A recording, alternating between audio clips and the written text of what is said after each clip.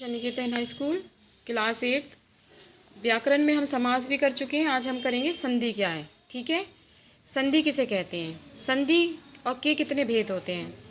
दो वर्णों के आसपास आने से उनमें जो विकार सहित मेल होता है, यानी कि जो दो वर्ण आ जाते हैं और उनमें जो विकार यानी कि अलग जो हो जाते हैं उन्हें संधि कहते हैं। जैसे यहाँ पर एग्जाम्पल के लिए आपको समझाया, परम जमा आत्मा। ठीक है, तो यहाँ पर एक परम है और आत्मा है, ये दो दो वर्ण है, परंतु जब इन दोनों को हम मिलाएंगे तो क्या बन जाएगा, परमात्मा। क्या बना, परमात्मा। उसी तरह जैसे नी जमा आशा। ठीक है, तो यहाँ पर आपको विसर्ग दे रखा है नी पर, तो इन दो वर्ण जो आपस में मिल रहे हैं तो इनको दो वर्णों को मिलाकर क्या बनता है, निराशा। ठीक है, उसके बाद आते हैं कि संधि के कितने भेद होते हैं। संधि के 3 भेद होते हैं। नंबर 1 स्वर संधि, ठीक है, नंबर 2 विसर्ग संधि, नंबर 3 व्यंजन संधि। ठीक है, तो स्वर संधि होती है। स्वर संधि के भी 5 पार्ट्स होते हैं। तो सबसे पहले होता है आपका स्वर संधि के स्वर आने पर। स्वर संधि में पहले करेंगे कि स्वर संधि क्या होती है। स्वर के बाद जब स्वर आता है तो उनमें जो विकार सहित मेल होता है उसे क्या कहते हैं, स्वर संधि कहते हैं, यानी कि स्वर।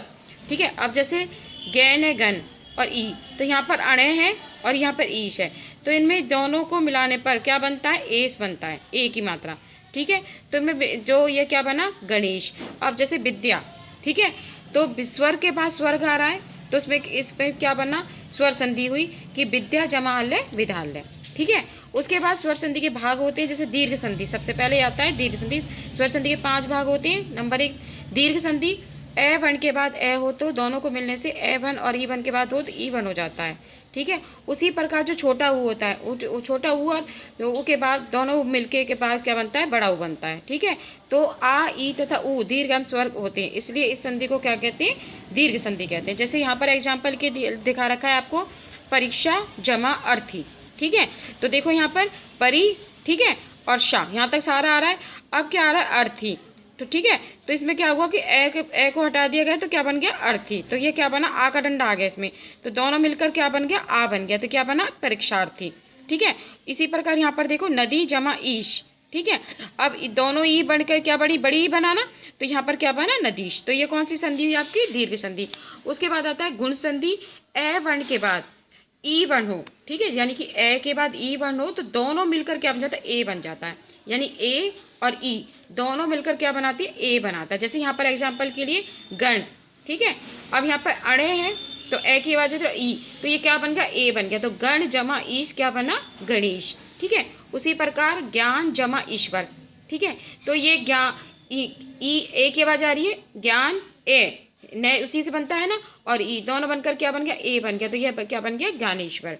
उसी प्रकार होता है वृद्धि संधि, ए वर्ण के बाद ए हो तो ऐसे दोनों को मिलाकर क्या बनता है, ए, और ओ तो ओ की मात्रा परिवर्तित हो जाता है। ठीक है, तो ये क्या बनता है, वृद्धि संधि होती है। जैसे सदा जमा ए, अब आ रहा है और ए आ रहा है तो क्या बन गया, बड़ी ए बन गया।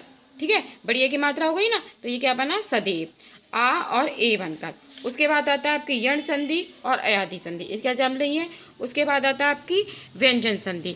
व्यंजन संधि क्या होती है कि जब कै चे टे पे कोई स्वर भी वर्ग में 3 या 4 वर्ण हो जाए, जैसे ये रे ले बे से कोई भी वर्ण हो तो वो क्या हो जाता है, आपका व्यंजन संधि हो जाती है। जैसे दिक, दिक है यहाँ पर। ठीक है, अब यहाँ पे कै है और के नीचे हलंत है और ए, तो ये क्या बनेगा, गे बनेगा। ठीक है, यहाँ पर आपको दिखा रखा है ना, गे बनता है, तो ये क्या होता है, दिगंबर। ठीक है, अब बाघ जमा जाल, अब कै है और जय है। ठीक है, कै का जो हलंत है तो उसका क्या बनेगा, गे बनेगा, तो बाघ जाल।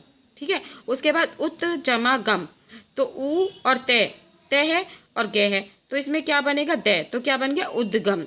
उसके बाद आता है विसर्ग संधि, विसर्ग से पहले और बाद में, यानी कि विसर्ग और विसर्ग से पहले या बाद में ऊ होने पर क्या हो जाता है, विसर्ग हो जाता है। विसर्ग लगाना आता है ना सबको, ये विसर्ग होता है तो वो ओ में परिवर्तित हो जाता है। जैसे यश, यश है ये। ठीक है, और इधर विसर्ग दे रखा है प्लस में अभिलाषा, तो यहाँ पर क्या हो गया, ये ओ हो गया, तो यह बन गया यशो अभिलाषा।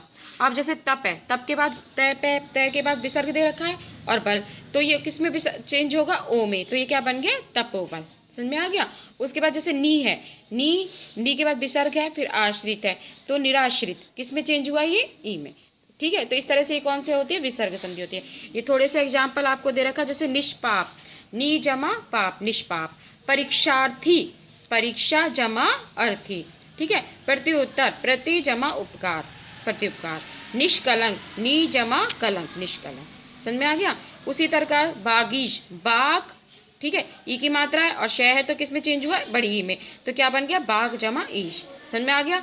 ये आपकी संधि है, आपको अपनी कॉपी में लिखने हैं, मैं एक बार इनको क्लास में भी कराऊंगी। ठीक है, आज के लिए इतना ही, नेक्स्ट अगली क्लास में।